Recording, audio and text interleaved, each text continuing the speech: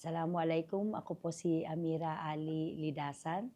Ako po ay leader po ng Morong Kababaihan mula po sa tribo ng Iranon sa Maguindanao, Mindanao. Ako po ay ah, co-chairperson ng Sandugo Movement of Moro and Indigenous Peoples for Self-Determination at interfaith po na organisasyon ng Moro Christian People's Alliance. Matagal na pong nakikibaka para po sa karapatan ng mga Moro at katutubo, aplikante po sa pagkasenador. Ma'am, naging first nominee po kayo ng Suara Bangsamoro Party List noong taong 2004. At third nominee ng Bayan Muna Party List noong 2022 po. Pero sa kasamaang palad, hindi po kayo nakakuha ng pwesto. Ngayon po, 2025, ano po ang nagtulak sa inyo, Ma'am Amira, na tumakbo po sa pagkasenado? Nakaka-frustrate yung nangyayari na ang choice mo na lang sa ngayon ay yung kasamaan at kadiliman. At nakakagalit din na sa away ng dalawang nag-uumpugang political dynasties ay nakakalimutan ang issue ng hustisya sa mga kapatid naming Moro at saka mga katutubo. Nakakalimutan yung mga human rights violations, yung pananagutan ng ating gobyerno sa mga kapatid namin mga nagsilikas at naging biktima ng human rights violation. So talagang nag-push kami sa organisasyon namin ng mga Moro at katutubo na magkaroon ng representante para isigaw ng malakas ang kahilingan at karaingan ng mga kapatid nating Moro at katutubo kasama ng taong bayan. Ma'am, konektado lang dun sa question ni Andre, no? Kasi meron tayong 12 seats available up for grabs sa Senate. Yung mga nire-represent nyo po, mainly mga marginalized, di ba? Kasi yung mga Moro, tsaka indigenous peoples, mga katutubo. Ano po yung strategiya po natin para tumaas, para makapasok dun sa 12 po? Oo, pangunahin talaga is hindi lang kasi dun sa marginalized, kundi malaking bilang ng mamamayan na naghihirap. Ito kasi yung naging kausa namin at kasama namin sa Makabayan Coalition, ang iba't ibang mga organisasyon, no? At saka mga leader ng mga magsasaka, manggagawa, no, maralitang tagalungsod, na kung pagsasama-samahin mo ay ito ang bilang ng 99% ng populasyon natin sa Pilipinas na mga naghihirap. So, tulong-tulong, no? Kaya isang slate talaga ang Makabayan, tulong-tulong doon sa paghikayat, pagpapakilala sa amin at nakakapunta ako sa mga lugar hindi lamang na mayroong Moro at katutubo, kung hindi malaking bilang ng populasyon ng lipunan natin, lalo't lalo na sa maralitang Tagalunsod at saka sa mga probinsya, no, na maaring walang Muslim pero mayroong simpatya sa mga kapwa Muslim at katutubo. Ma'am, in connection din dun sa tanong ni Andre, no, you'll be having your BARM elections very soon, yung parliamentary, the first one, no. Bakit po muna hindi kayo dun sumubok, closer to heart din, closer to home, di ba? Bakit po Senado dapat? Ang BARM kasi sa ngayon ay taling-tali doon sa national government dahil doon sa peace negotiation. Kaya minsan sa usapin ng human rights violation, nakatali din siya doon sa impact nito sa peace talks. Kaya masyadong limitado din ang magiging boses kung kami-kami lang din ang magsasabing may inhustisya.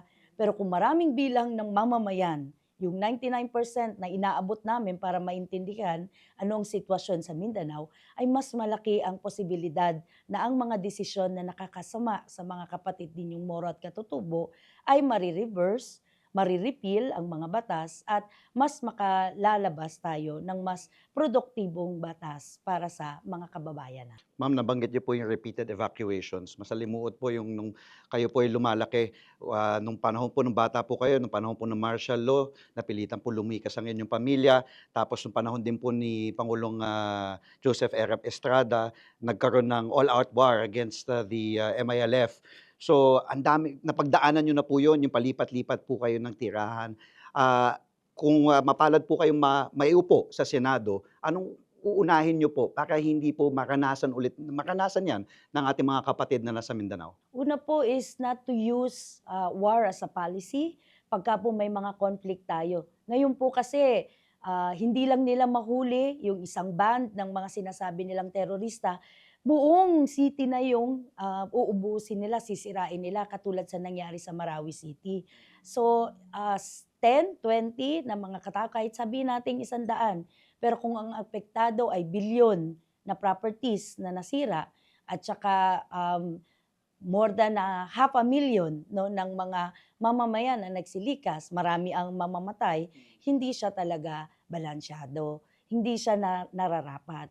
Kaya talagang ang ano namin is not to use war as a policy and wag ituring na ang mga nangyayari sa Mindanao, lalo na ang pagrereklamo ng mga kapatid ninyo na walang lupa, walang karapatan, walang eskwelahan o ipinasara ang eskwelahan, ay pagbobomba na agad, aerial bombardment or militarization, deployment of forces. No? Kasi dapat marinig no, ang boses ng mga kapatid natin. Ikalawa, importante po sa akin yung proteksyon ng aming mga komunidad. No? Kasi nasa atin yung mga natural resources, nasa ancestral domain, ancestral land ng mga katutubo at moro. So dapat isang batas na makakapagprotekta o pagkilala, pagrespeto ng lupang ninuno kasi para rin to sa future natin ang maayos na paggamit ng ating natural resources na para sa ating mamamayan at hindi para sa mga multinational corporations o iilan lang na nagbi-business dito sa ating bansa. So itong mahalaga sa amin. Doon po tayo sa gulo na nabanggit po ninyo, no? Laging gulo, laging magulo doon sa Mindanao, no? Nung January po, sa Sumisip Town, kung hindi ako nagkakamali, sa Oo. Basilan, merong incident na nangyari yun doon, di ba? Na may namatay na 2 sundalo, tapos inambush daw kasi sila. Kasi ito yung mga sundalo po na dineploy to secure a UN Development Program project, Opo. no? Ito yon. So, parang inambush daw sila ng mga rebelde and some of these were from the MILF. Opo. So, itong, alam ko, may agreement na to for peace noong 2014 no? Opo. Pero patuloy, paulit-ulit pa rin nangyayari to. Ano po ang kulang sa ating peace talk? Unang-una, meron kasing mga mechanisms na nakatayo na tungkol doon sa ceasefire talks nila, agreement nila tungkol sa ceasefire. May mga joint monitoring committees na nagkakaroon ng mga discussions hinggil sa mga ganitong klaseng pagbisita sa mga Moro communities. Kaya nakakabahala para sa amin na hindi ito nai-raise doon, no?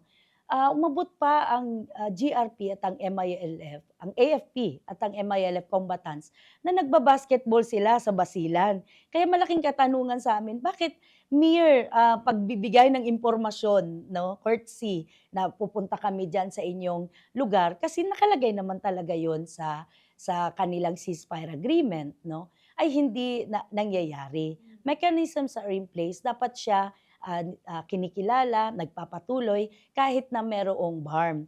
At yun rin ang isang nakakapagtaka dahil you have LGUs, not just the BARM, but the provincial and the local LGUs na nandoon. Bakit hindi nagkakaroon ng ganoong klaseng mga information? So malaking katanungan ito na masasagot lamang ng current na nakaupo sa mga peace panels.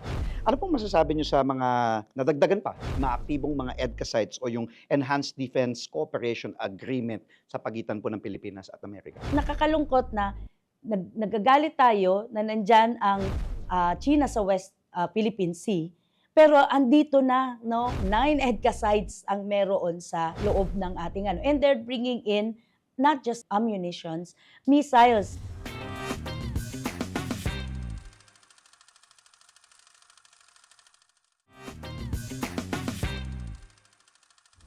Since nabanggit na rin po yung peace talks, no, would you say na we are at the very least moving closer naman to peace? Kasi you've said that autonomy is being diluted with every peace talk. Could you expound on that? Oo. Every time kasi magkakaroon ng peace negotiation, since baby pa siguro ako, ay laging may kailangan mag-meet yung kung ano ang nakalagay sa konstitusyon at kung ano naman yung ipinaglalaban ng Bangsamoro people. Humantong kasi sa independence, secession, ang pakikibaka ng kapatid ninyong mga Moro dahil sa matindi yung military might, no, na ibinibigay doon sa aming mga community at hindi natatapos ang usapin ng tungkol sa pagkilala sa lupa. Kaya ang nangyayari, from independence, bumibigay ang MNLF and MILF to regional autonomy. Pero still, kahit ang regional autonomy, yung sakop na lugar na dapat makompose ng regional autonomy, lumiliit siya from 13 provinces to 5 provinces. No? Ngayon, ngayon na-exclude pa yung Sulu. Mayroong mga magandang punto like nakasama na ang Cotabato City bukod sa Marawi City, and yet marami pa rin ang nawawalang mga komunidad. Ikalawa, yung powers na kung hanggat saan, no, yung limitations ng power scope and limitation ng powers ay nakakalungkot din dahil sa nawawala, no, at laging nakadikit doon sa national government. And of course, yung nasabi mong eleksyon, nakakalungkot na ang gusto nga sana namin kung meron talagang autonomy ay hindi nakikialam ang Malacanang doon sa nangyayari sa eleksyon. And yet, it was Malacanang, President Bongbong Marcos orders, marching orders, both sa Senate at sa House, ang naging rason bakit na-move ang election at may posibilidad pa nga, no, 2000, next year pa gagawin, no, ang 2026 ang election or 2028. So nakakalungkot ito na magpasa hanggat sa ngayon, Malacanang still calls the shots. Ma'am, bukod po sa pagiging advocate sa rights ng Moro, kayo po ay outspoken critic of militarization and US imperialism. Hina-highlight niyo po yung land grabbing, displacement. Ano pong masasabi niyo sa mga nadagdagan pa, mga aktibong mga EDCA sites o yung Enhanced Defense Cooperation Agreement sa pagitan po ng Pilipinas at Amerika? Ang pagtatayo kasi ng EDCA sites ngayon ay parte noong sinasagawang pivot to Asia ng US. Lagi nating naririnig yan, itong Indo-Pacific strategy nila na against sa China. So nakakalungkot na nagagalit tayo na nandyan ang China sa West Philippine Sea, pero andito na, no, 9 EDCA sites ang meron sa loob ng ating and they're bringing in not just ammunitions, missiles, and mga forces na for how many decades na nirereklamo natin na nambabastos sa ating mga kababaihan, sa ating mga mamamayan. So pangunahin yan. Ikalawa, malaking question din sa amin ang tungkol sa espiya. Ingay ng ating gobyerno ngayon tungkol sa mga Chinese spies.